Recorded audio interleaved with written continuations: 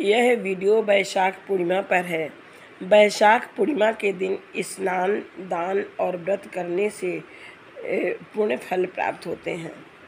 भगवान माता लक्ष्मी, भगवान वासुदेव और भगवान सूर्य की पूजा की जाती है इस पवित्र दिन पर।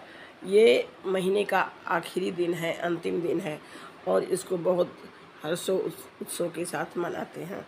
वैशाख पूर्णिमा पर भगवान जगत के पालनहार भगवान विष्णु का ध्यान करते हुए शांताकारं भुजगशयनं पद्मनाभं सुरेशं, शांताकारं भुजगशयनं पद्मनाभं सुरेशं, विश्वाधारं गगनसदृशं मेघवर्णं शुभांगं, विश्वाधारं गगनसदृशं मेघवर्णं शुभांगं, लक्ष्मीकान्तं कमलनयनं योगभिर्ध्यानगम्यं। भगवान विष्णु माता लक्ष्मी जी का ध्यान करते हुए व्रत की कथा इस प्रकार से है। द्वापर युग में एक समय की बात है कि यशोदा जी ने श्री कृष्ण से कहा कि हे कृष्ण, तुम सारे संसार के उत्पन्नकर्ता, पोषक तथा उसके संहारक हो। आज कोई ऐसा व्रत मुझसे कहो जिसके करने से मृत्यु लोक में स्त्रियों को विधवा होने का भय न रहे तथा वह व्रत सभी मनुष्यों की मनोकामनाओं को पूर्ण करने वाला हो। श्री कृष्ण कहते हैं कि हे मेरी माता, तुमने अति सुंदर प्रश्न किया है। मैं तुमसे ऐसे ही व्रत को विस्तार पूर्वक कहता हूँ। सौभाग्य की प्राप्ति के लिए महिलाओं को 32 अर्थात 32 पूर्णमासी का व्रत करना चाहिए। इस व्रत के करने से स्त्रियों को सौभाग्य संपत्ति मिलती है।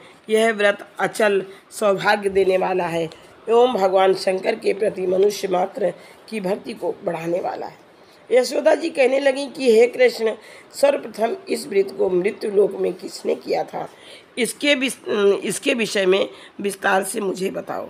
श्री कृष्ण जी कहते हैं कि इस भूमंडल पर एक अत्यंत प्रसिद्ध राजा चंद्रहास से पालित अनेक प्रकार के रत्नों से परिपूर्ण कातिका नाम की एक नगरी थी। वहाँ पर धनेश्वर नाम का एक ब्राह्मण था और उसकी स्त्री अति सुशीला रूपवती नाम की थी।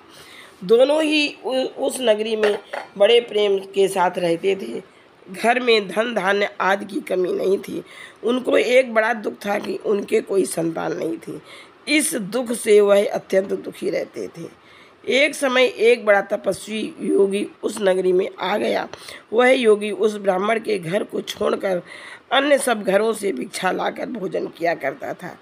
रूपवती से वह भिक्षा नहीं लिया करता था। उस योगी ने एक दिन रूपवती से भिक्षा न लेकर किसी अन्य घर से भिक्षा लेकर गंगा के किनारे जाकर भिक्षा के अन्न को प्रेम पूर्वक खा रहा था कि धनेश्वर ने योगी का यह सब कार्य किसी प्रकार से देख लिया। अपनी भिक्षा के अनादर से दुखी होकर धनेश्वर योगी से बोला कि हे महात्मन, आप सब घरों से भिक्षा लेते हैं परंतु मेरे घर की भिक्षा कभी नहीं लेते हैं, इसका क्या कारण है। योगी कहने लगे कि निपुत्री के घर की भीख पतितों के अन्न के तुल्य होती है और जो पतितों का अन्न खाता है वह भी पतित हो जाता है। चूँकि तुम निपुत्रे हो अतः पतित हो जाने के भय से मैं तुम्हारे घर की भिक्षा नहीं लेता हूँ। धनेश्वर यह बात सुनकर अपने मन में बहुत दुखी हुआ और हाथ जोड़कर योगी के पैरों पर गिर पड़ा तथा आर्त भाव से कहने लगा, हे महात्मन, यदि ऐसा है तो आप मुझको पुत्र प्राप्ति का उपाय बतलाएं। आप सर्वज्ञ हैं, मुझ पर अवश्य यह कृपा कीजिए। धन की मेरे घर में कोई कमी नहीं परंतु मैं पुत्र न होने के कारण अत्यंत दुखी हूँ। आप मेरे इस दुख का हरण करें, आप सामर्थ्यवान हैं।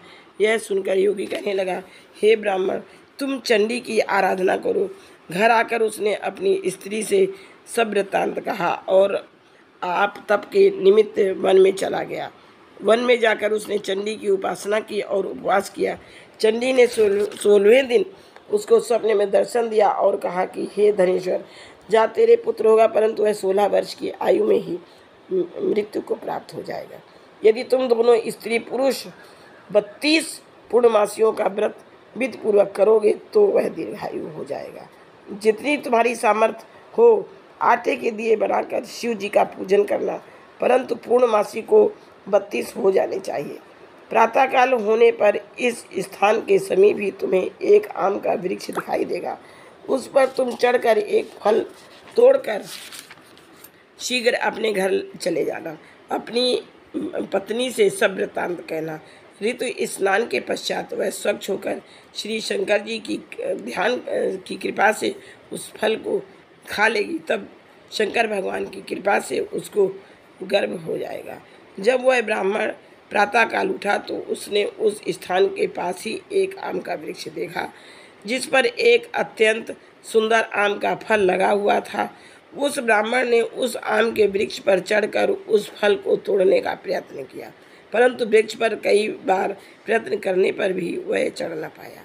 तब उस ब्राह्मण को बहुत चिंता हुई और विघ्न विनाशक श्री गणेश जी की वंदना करने लगे। हे दयानिधे, हे दया सिंधु, अपने भक्तों के विघ्नों का नाश करके उनके मंगल कार्य को करने वाले, दुष्टों का नाश करने वाले, रिद्धि सिद्धि के देने वाले, आप मुझको कृपा करके इतना बल देवें कि मैं अपने मनोरथ को पूर्ण कर सकूं।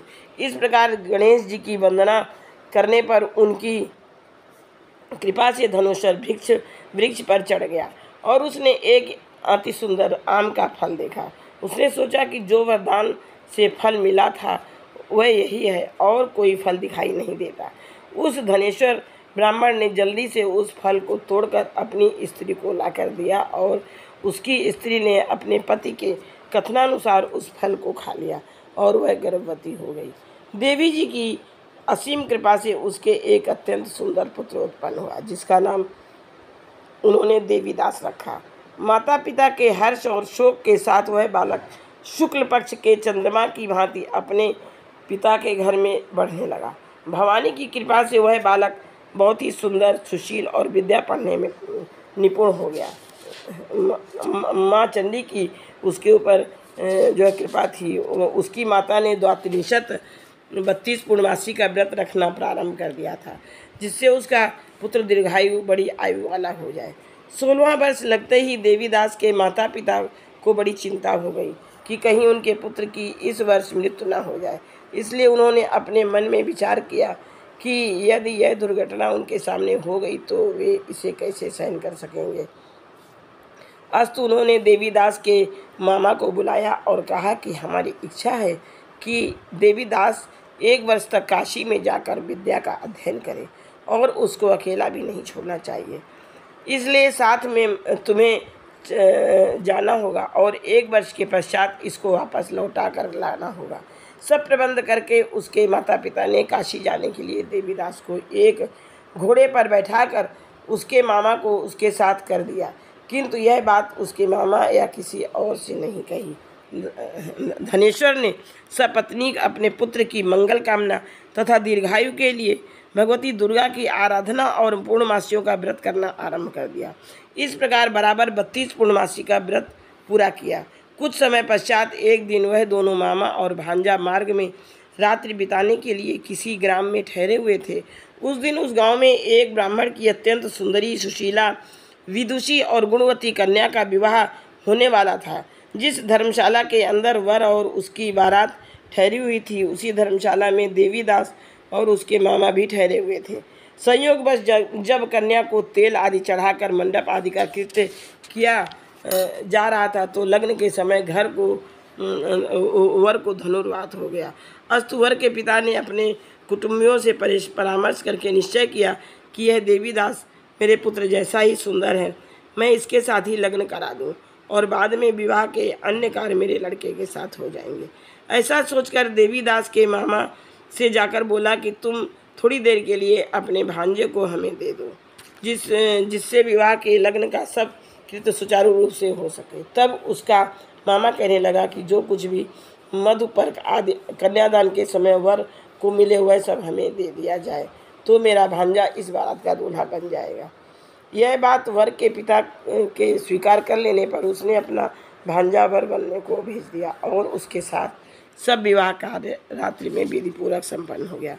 पत्नी के साथ वह भोजन न कर सका और अपने मन में सोचने लगा कि न जाने यह किसकी स्त्री होगी।